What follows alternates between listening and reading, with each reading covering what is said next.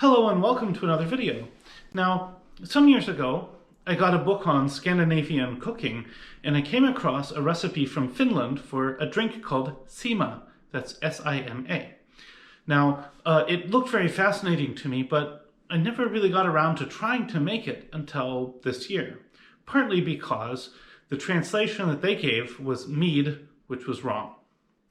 Well, historically it's a little more complicated than that, but I'm going to get into the history of this drink as much as how to make it, and trust me, this is something you want to try to make. Sima is associated with the 1st of May, and while this carries some very interesting cultural echoes that I will get to in a moment, it's also something which is a fairly new phenomenon and it has a very specific history tied into the labor movements in Europe.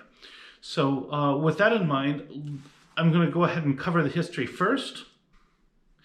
Now, historically, the first versions of Sima were in fact a weak mead, relatively non-alcoholic, seasoned with lemons and oranges. And this made very strong inroads into the labor movement in Finland. Now, mead, of course, had been well known since Viking times.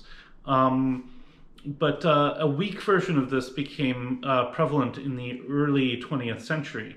And now most of the honey has been replaced with a mixture of white sugar and brown sugar to give it a little bit of a different flavor. You know, as I say, you could probably make this by substituting all the sugars for honey. I have not tried this yet. Now, what was actually happening in the early 20th century, late 19th century around Europe and North America also, is that there was a very strong labor movement going. And one aspect of the labor movement involved the Temperance Movement. Now, what you have to understand is this was on the heels of the Industrial Revolution in many parts. People were acutely aware of some of the negative side effects of all this industrialization and urbanization. And one of the things that was particularly concerning to people was the changing role of alcohol in society. So in the United States, the temperance movement led to prohibition. In Germany, it led to what we think of as the limonade or lemonade culture of Germany, which is, I mean, if you come to Germany, you'll have to try it for yourself. All kinds of lemonades, lemonade with oranges, lemonade with melon, lemonade with cherry, lemonade with rhubarb, whatever. It's in fact so ubiquitous to have a whole slew of different kinds of lemonades that when you actually have lemonade as we think of it, it's always called zitronenlimonade, which means lemon lemonade. But in Finland, Sima was one of the drinks to come out of this. It's a very, very interesting drink. I would describe it as very much like a homemade orange soda. Now, May 1st, of course, was associated in many Northern and Western European traditions as sort of the first of the beginning of the light half of the year. So in Germany you have Walpurgisnacht on the night before that. In Sweden it's Valborg. And so, throughout the Germanic and Celtic areas, you've had a strong connection of May 1st to, changing of the year cycles. It was a very, very, very big day. Now, mead itself was a very, very, very sacred drink to the Vikings. It was used for, drinking in relation to sealing contracts, formalizing marriages, all kinds of things. So the fact that you had a mead-like beverage appearing back on May 1st carries with it possibly some very interesting cultural echoes. But how it got there is actually because of May 1st as International Labor Day and the close association of this drink with the labor movement. So it's a very interesting set of circumstances, but they play in perhaps to deeper cultural patterns. And this is part of what makes the drink very, very fascinating. One final bit of preamble here is that if you're used to brewing beer, the techniques used to ferment kvass or sima are going to seem a little bit foreign. after all, with beer, we're interested in an alcoholic beverage. It takes weeks to brew this. And consequently, you have a variety of concerns that you don't have when we're doing short-term brewing of things that are basically like soda pops. So if you are used to beer brewing, please don't look down on this particular approach here. I used to brew beers a lot. I like brewing beers. I like making mead, but this is something different. And so, a lot of the basic rules that you have about make sure everything is sterilized, make sure everything is airtight, etc., they don't really apply in this particular genre of beverages. Our ingredients are pretty simple. I have 1/4 kilogram of brown sugar. Now, if I was in Indonesia, I'd probably use coconut sugar or palm sugar, gula Jawa. But, normally the traditional thing is this brown cane sugar. Then I have, in this case, I only put 150 grams of white sugar here. Most recipes would call for an equal amount of white sugar as brown sugar. And if you were to do that, you'll get a sweeter beverage, but I don't like it so sweet. And some raisins, maybe 3 or 6 or 10, but not much more than that. I have a lemon, I have an orange, and I have yeast. And we're going to have 4 liters of water. It's about enough for about a gallon in US standards. So it's really important to start with a non-reactive vessel. I have stainless steel here. You can use stainless steel. Don't use other metals. So it could be non-metallic. You could use unchipped enamel, glass, all that sort of thing.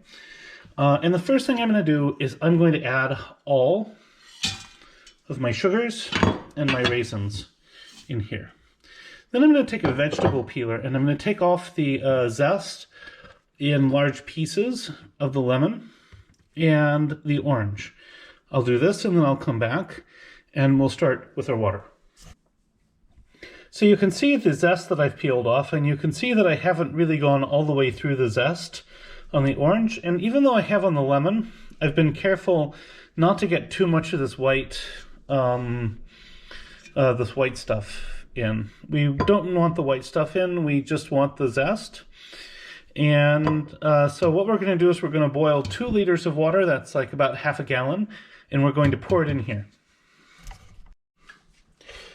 Now, while we're waiting for the water to boil, I've juiced the lemon, and I'm going to set this aside. Some people add the lemon juice right now, but if you do, it will cook a little bit.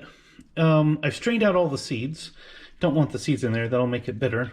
I'm now going to do the same thing with the orange juice, and I'm going to pour this into a bowl. And I'll come back when I'm done with that, and we'll start with the yeast.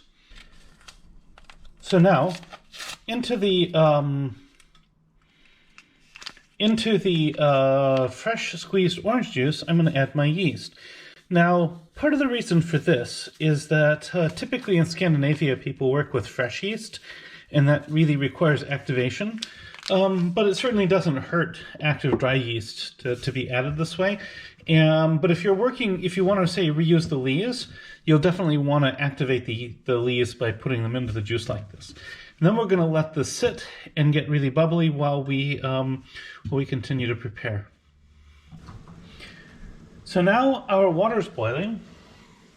So I've put this on an insulating mat because the bottom of this pot's going to get pretty hot.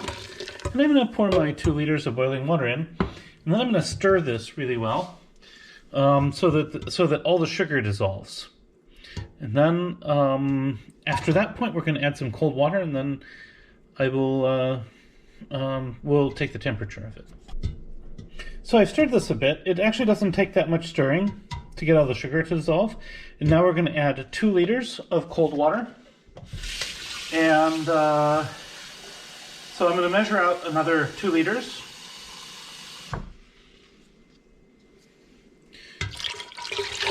Liter 1.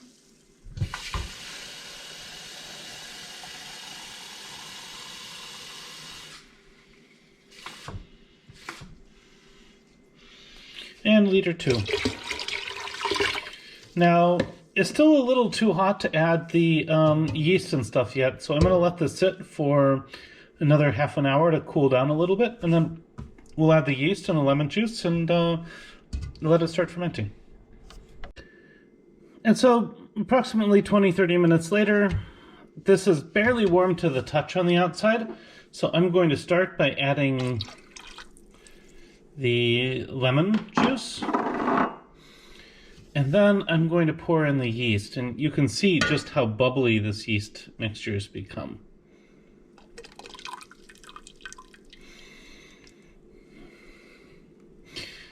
And we'll come back and monitor this in a bit to make sure the yeast is growing, but we're going to go ahead and leave it for now. So it didn't take very long, but now we can see the yeast is growing very well on the top, and it will grow more and more rapidly as the day or so goes on. So we're going to go ahead and cover this with a lid, set it aside, and come back tomorrow. This takes about 3 days or so to make, and in the end we'll put it in containers in the refrigerator. And now it's been fermenting for a few hours, and if you were here you would be able to smell the wonderful orange flavor, wonderful orange smell, and hear the bubbling of the whole process. This will continue to ferment for 2 to 3 days before it gets put in containers in the refrigerator. But this is going to be really good. And so now we're on day 2. You can see that the peels have started to break down just a little bit. And what's actually happening here is that the peels are infusing the liquid with all of that citrus flavor. Now, if you listen, you can hear it fizzing right now.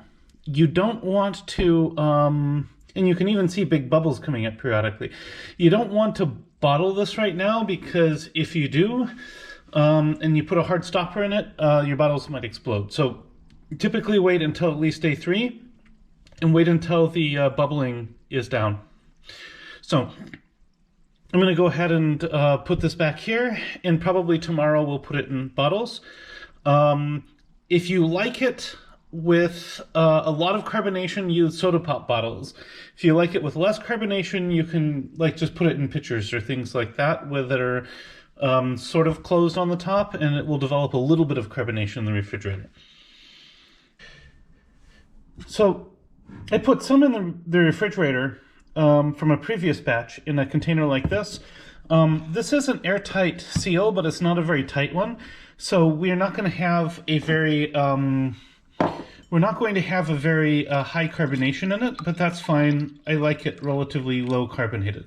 So there you can see it.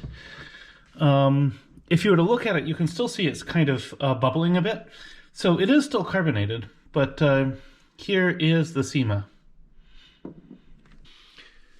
So now for the taste test.